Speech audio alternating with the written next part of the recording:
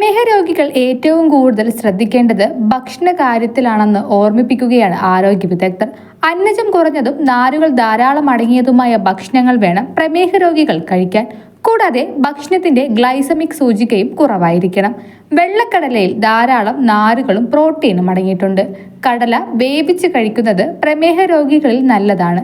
ഇതിലടങ്ങിയ magnesium, folate, ഇരുമ്പിന്റെ അംശം, zinc, copper എന്നിവ എല്ലുകളുടെ ആരോഗ്യത്തിനും തലച്ചോറിന്റെ ആരോഗ്യത്തിനും നല്ലതാണ്. കലോറി കുറഞ്ഞ ഇവ വിശപ്പ് കുറയ്ക്കാനും പൊണ്ണത്തടി കുറയ്ക്കാനും സഹായിക്കുമെന്ന് ആരോഗ്യ വിദഗ്ധർ പറയുന്നു.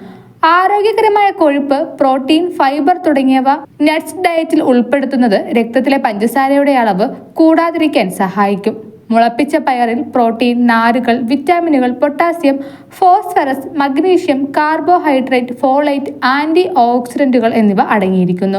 മുളപ്പിച്ച പയറിന്റെ ഗ്ലൈസമിക് സൂചിക കുറവാണ്.